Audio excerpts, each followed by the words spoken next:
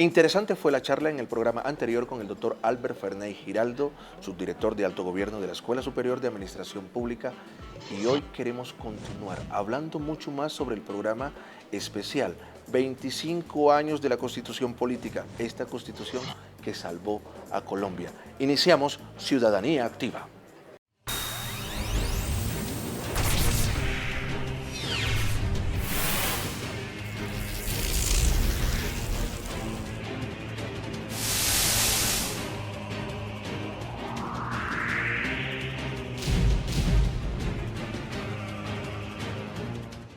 Y lo prometido es deuda. Doctor Albert Ferney Giraldo, bienvenido una vez más y gracias por su tiempo, por acompañarnos en compartir estas experiencias exitosas que nos han conllevado a otros países a la paz y que queremos que Colombia las escuche en un escenario académico como la ESAP, sobre todo para, como lo decía el presidente, desarmar nuestros corazones y construir el país que queremos. Muchas gracias, Carlos, por la invitación.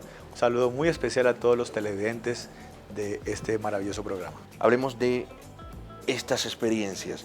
La semana pasada estuvimos hablando de la experiencia de Chile, de la experiencia de Costa Rica, de la verificación de la ONU en los conflictos en el mundo, pero ahorita hablemos de la presencia de una persona que vino desde la Universidad de Columbia, el doctor Peter Coleman. Bueno, realmente la experiencia con el doctor Peter Coleman fue increíble.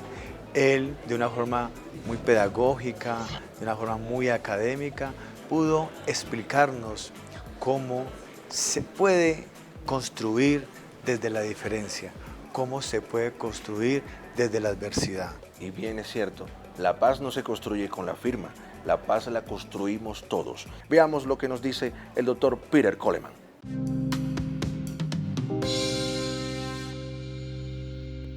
Esto es una definición de lo que es la paz sostenible. En este sentido, la paz sostenible se define como aquella que existe en un estado donde la probabilidad de utilizar los medios bélicos o violencia no entra en consideración por ninguna de las partes, pero donde la posibilidad es de generar espacios de diálogo para la resolución de conflictos de una manera donde todos cooperen es tan alta que mejora las formas en las que la sociedad opera entre sí. Y es allí donde idealmente estamos tratando de llegar. Tal vez esto suena un poco raro e incluso imposible, pero quiero sugerir que no es así. La paz es posible y se puede verificar en el trabajo de Douglas Freitz, quien es una de las pocas personas que estudian sociedades pacíficas. Nosotros no tendemos a estudiar la paz, tendemos a estudiar la guerra y las formas de construir paz, pero no estudiamos las dinámicas de las sociedades pacíficas. Douglas, por su parte, ha estudiado durante 25 años como antropólogo las sociedades pacíficas. Una de las cosas que encontramos en esta investigación es que los seres humanos han estado en este mundo por 6 millones de años y por 5 millones y medio hemos vivido en una paz relativa, donde no hay evidencia arqueológica que muestre que los humanos se han organizado para crear la guerra contra otros grupos, sino que ha existido momentos de violencia, y desde hace 10.000 años es donde los humanos han comenzado a recoger cosas y a usar herramientas en principio para el trabajo, para prepararnos, para enfrentarnos a otros. Así que no necesariamente es nuestra naturaleza crear la guerra, sino que son algunas cosas como la inequidad lo que nos ha llevado a la guerra. Así que la guerra es algo relativamente nuevo para la humanidad, alrededor de 10.000 años atrás. Lo que los resultados arrojan es que hay aproximadamente 150 sociedades alrededor del mundo que son internamente pacíficas o regionalmente pacíficas. Entonces, lo que trata de hacer es compartir los resultados de la investigación con nosotros, buscando que los demás nos demos cuenta que este tipo de cosas son una posibilidad latente y también mostrar qué es lo que estas comunidades tienen en común entre ellas. Hay cosas fundamentales que comparten estas comunidades. A esto es a lo que él se refiere como sistemas de paz o a infraestructuras de paz que se comparten en estas sociedades. Una de ellas es particularmente lo que un pensador de paz hizo en el año 1500, que es lo que debe presentarse para que se den escenarios de paz. Así es lo que debe pasar en Colombia para que la paz se logre y lo que significa para ustedes, acá en su país y acá en Bogotá, es que la paz sea operacionalizada. De esta manera, si se practica desde las sociedades, es más fácil lograr que la paz en efecto sea sostenible.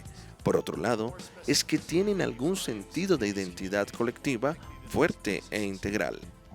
Y es así como finalmente es importante que en algún punto los colombianos se vean como uno solo, donde las diferencias entre los de izquierda o los de derecha o los más o menos favorecidos no tengan esas diferencias como un obstáculo, sino como una posibilidad de que sea más fuerte la unión en función de ese sentido de nosotros, lo cual es de suma importancia para moverse en la misma dirección. La historia de la paz en la carta política de nuestro país. Satisfacciones después de este evento, doctor, cuando vea a estos estudiantes inquietos, preguntando y sobre todo comentando en el pasillo de la SAP luego de este evento. Realmente fue emocionante ver a los estudiantes tomando activa nota, pues realmente queríamos que estos 2 días fueran espacios realmente académicos, que los estudiantes, los docentes se salieran de las aulas de clases y llegaran a la gran aula de nuestra institución, que es nuestro auditorio Camilo Torres. Precisamente también aquí estuvo compartiéndonos su experiencia personal de El Salvador, el doctor Francisco Jovel, y nos pareció bastante interesante su ponencia. Pues realmente para mí fue supremamente emocionante que un exguerrillero del Frente Faribundo Martí de El Salvador pudiera hoy de una forma sana, transparente, libre sobre todo, venir a compartir esas experiencias en nuestro país. Él como exguerrillero perteneció al grupo insurgente que hizo parte del acuerdo de paz con el gobierno de El Salvador. Hoy 25 años que están cumpliendo después de esa firma de esos acuerdos de paz, muchos de ellos ya se reintegraron 100% a la sociedad civil. Hoy están en las altas dignidades del Estado, algunos ministros, algunos exministros, el caso especialmente de él, y pueden dar fe de que después de un proceso de paz exitoso, es posible imaginar y soñar un mejor país. Definitivamente mejor cambiar las balas por el discurso. Muy bien, ese es el gran mensaje, que vale mucho más un grito de voz que un grito de fusil. Una democracia completa. Tenemos diferencias, pero podemos arreglarlas a través del diálogo. La experiencia de El Salvador.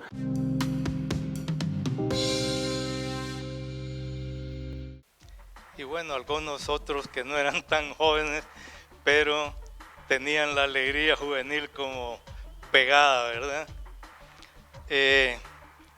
También un saludo a la ministra Marcela por estar en esta tarde aquí acompañándome en particular, digamos, y acompañándolos a todos ustedes.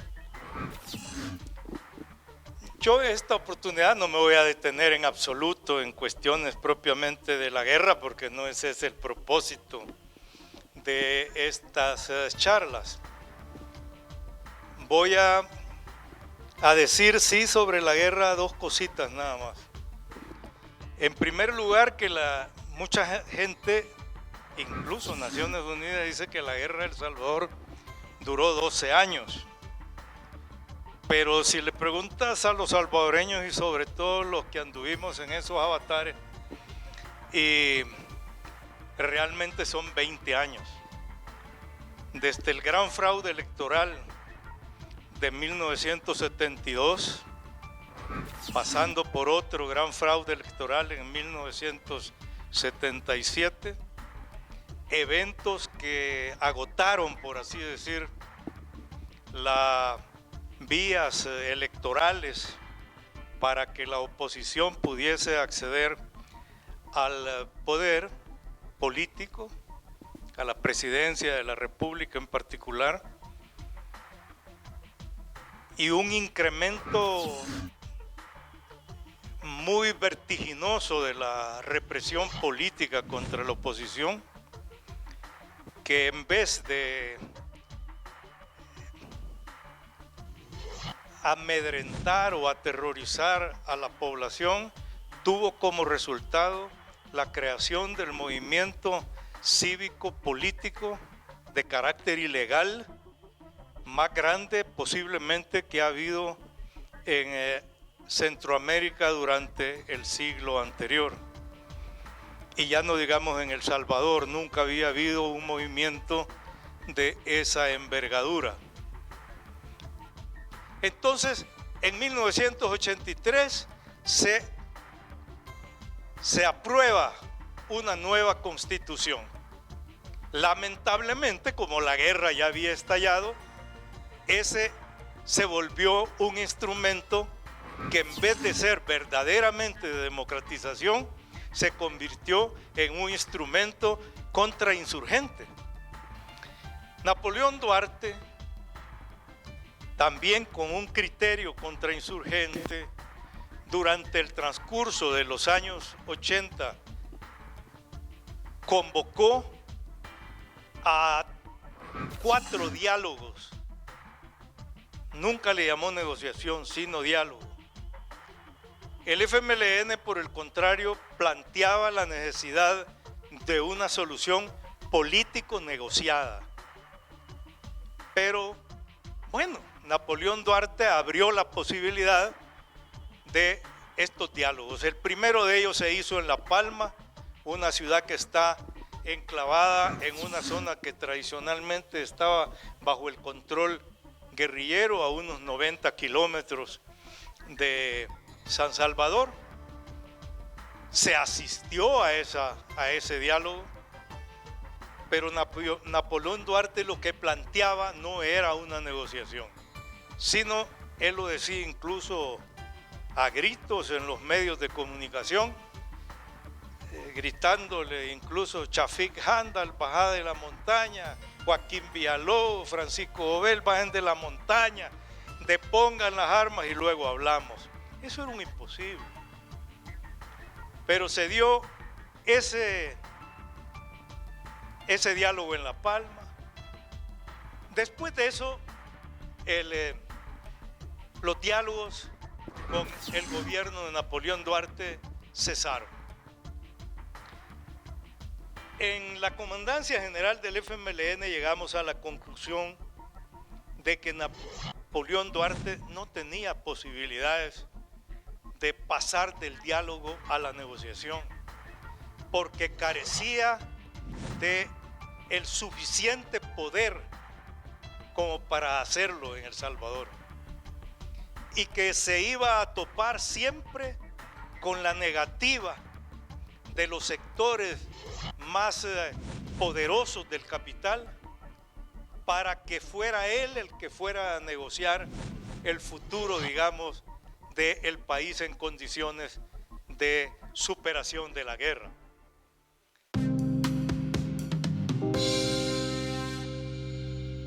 El gas que necesitan las 4 boquillas que usa Ana todos los días para prepararle el desayuno a su familia son el resultado del compromiso con Colombia de los administradores públicos. ESAP, formando líderes para un buen gobierno. Y los 115 mililitros de agua potable que bebe Juan todas las noches antes de dormir son el resultado del compromiso con Colombia de los administradores públicos. ESAP, formando líderes para un buen gobierno. Doctor Giraldo, experiencia de Guatemala interesantísima, la escuchamos en el auditorio Camilo Torres. ¿Qué nos puede decir al respecto? Bueno, ya habíamos interactuado en el antiguo Congreso del CLAD con nuestro conferencista invitado de Guatemala, que de verdad que quedamos tan motivados y tan entusiasmados que quisimos invitarlo a nuestro evento internacional de estos 25 años de la Constitución Política entre los dos acuerdos de paz. Y realmente nos llamó la atención el proceso de Guatemala, que casualmente están cumpliendo 20 años de haber firmado los acuerdos, porque Guatemala es un país mucho más diverso y complejo que el nuestro. Guatemala es un país centroamericano que tiene 4 grandes grupos étnicos que de una u otra forma lograron ponerse de acuerdo, lograron hacer esa transición hacia la democracia y lograron identificar unos puntos de encuentro para que fuera posible la paz nacional.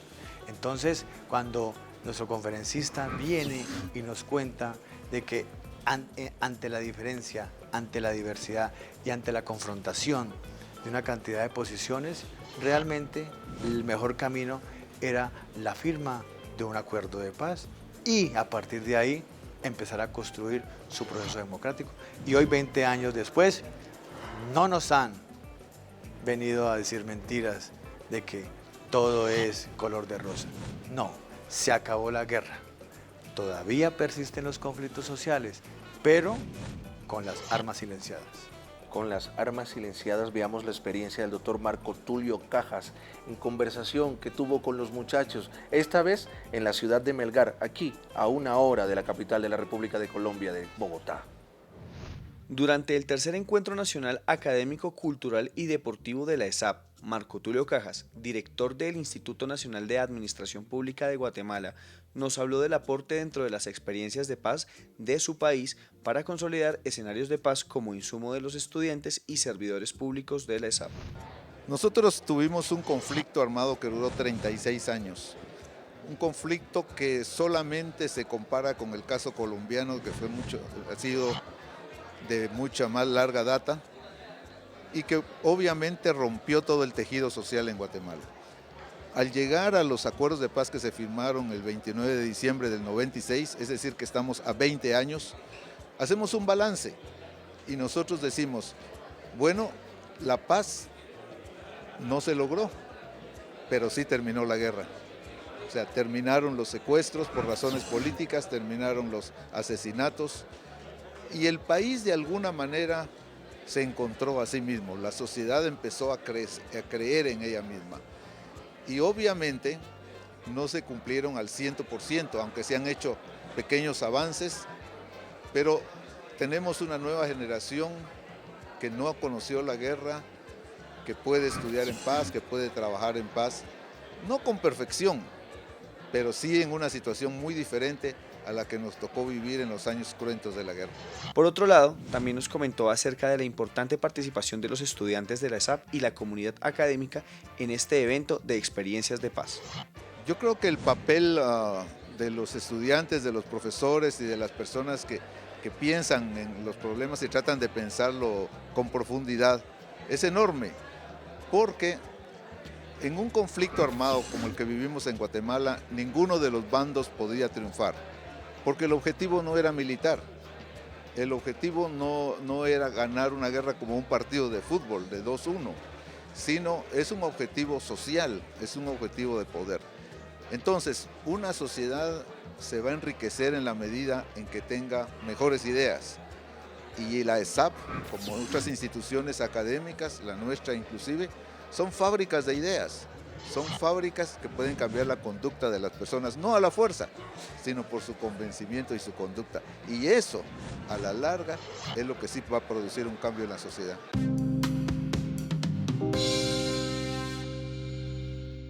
Ciudadanía Activa continúa su curso en este especial segundo programa con el doctor Albert Fernández Giraldo, subdirector de Alto Gobierno, hablando sobre este encuentro, 25 años de la Constitución que salvó a Colombia, la historia de la paz en nuestra carta política. Nos devolvemos un día en el evento y tuvimos la presencia de otro personaje importante para la política del país, el doctor Fernando Carrillo. Impresiones, doctor Giraldo. Bueno, realmente cuando pensamos invitar al doctor Carrillo, sabíamos que no iba a ser fácil, sabemos que este tipo de personajes tan activos en la vida nacional tienen agendas complejas, pero logró llegar a compartir panel de expertos constituyentes con el doctor Horacio Serpa Uribe y con el doctor Gustavo Zafra. Pero él, ¿por qué nos interesaba a nosotros? ¿Por qué le interesaba a la ESAP? Pues precisamente él hace 25 años, una persona mucho más joven, una persona con toda la juventud encima, fue uno de los grandes promotores de la séptima papeleta. Ese movimiento de estudiantes inquietos generó la nueva Carta Política de 1991. Fue un envión para decir, tenemos que empezar a repensar el país de otra manera. Uno de esos jovencitos estuvo aquí 25 años después, el doctor Fernando Carrillo. ¿Qué nos dijo? Veamos. Fue el propósito de la paz lo que de alguna manera le señaló el camino a la constitucionalidad de esa iniciativa. Ese fue el día, yo les digo, en que definitivamente se consolidó la posibilidad de la constituyente y de una nueva constitución. Un tema no menor, porque además lo que venía de por medio era frente al haber tocado fondo, después de lo que sucedió, la idea era un poco ver cómo se podían cambiar las costumbres políticas de este país, cómo se podía devolver la majestad a la política, un tema que por supuesto está totalmente pendiente en este país en este momento. Citando al actual primer ministro de Francia, yo decía que muchas veces aquí se ha hablado más de épica política que de ética política, y nos hemos acostumbrado a tener grandes héroes de la historia que representan como los íconos de la sociedad, olvidándonos de los ciudadanos, cuando realmente lo que necesita una democracia de ciudadanía son ciudadanos que tengan derechos, que cumplan con sus obligaciones y que sean los protagonistas de la historia política.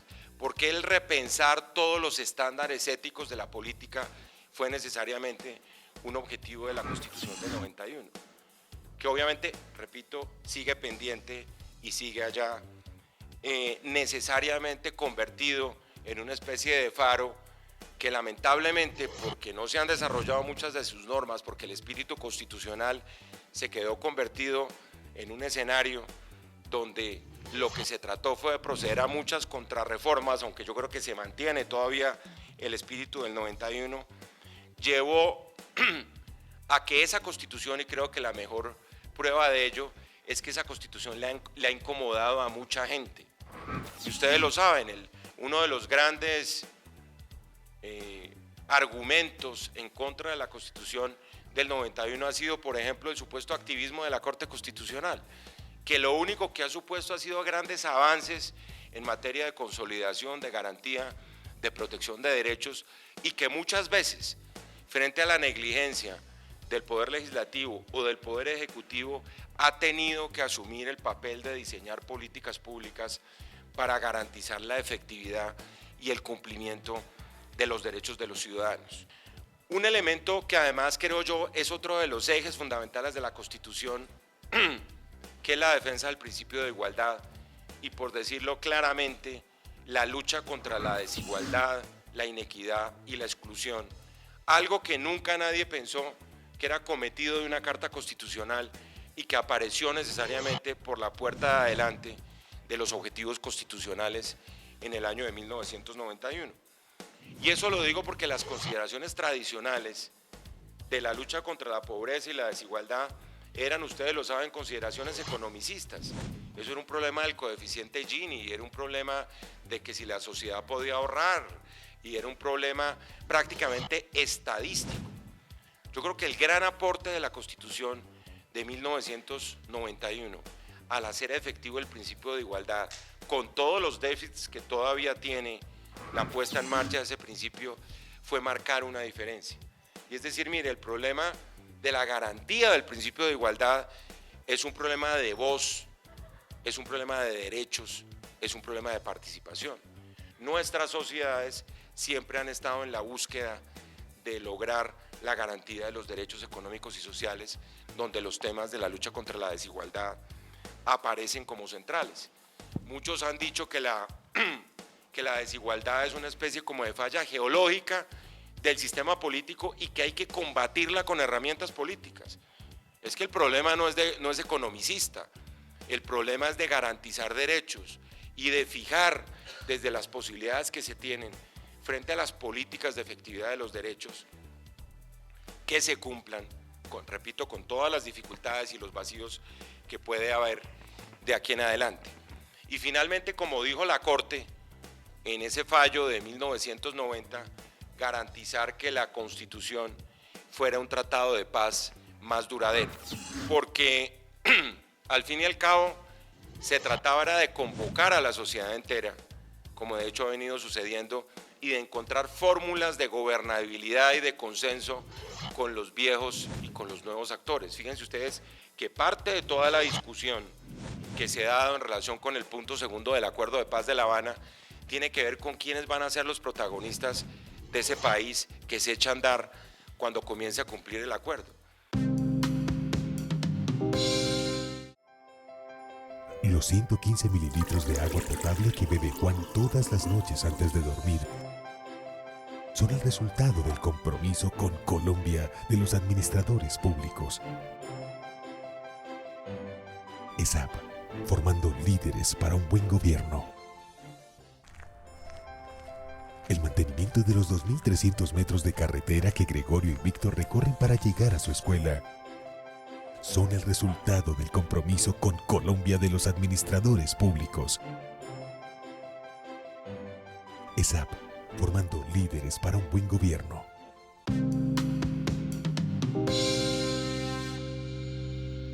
Hemos llegado al final de este especial, 25 años de la Constitución que salvó a Colombia. Doctor Albert Fernández Giraldo, un mensaje para toda esa comunidad, esa pista que nos ve y para la ciudadanía que también está ahí activa, pendiente en lo que sucede en un ente, en un escenario académico como la ESAP. Bueno, un mensaje para nuestros estudiantes, para nuestros docentes, funcionarios y contratistas, que les sigan apostando a nuestra institución, que trabajen con pasión, que estudien los que se están formando, los que trabajan como docentes, que le entreguen su trabajo con pasión, que miren a la ESAP como a ese gran actor transformador de esta sociedad, como entidad académica y como protagonista en este gran momento que está viviendo nuestro país. Doctor Albert Fernández Giraldo, mil gracias por estar con nosotros en Ciudadanía Activa. Carlos, muchas gracias y un saludo muy especial para todos. Y a ustedes muchas gracias por estar ahí pendientes, por saber cómo funciona el Estado. Esperamos que este especial haya sido de su más completo agrado y también haya aportado un granito de arena porque es un documento interesantísimo que quedará en la historia, sobre todo para saber cómo estuvieron las experiencias anteriores en otros países y saber cómo debemos empezar a construir nuestra paz. Este es un producto de la Escuela Superior de Administración Pública. La próxima semana nos vemos con más Ciudadanía Activa.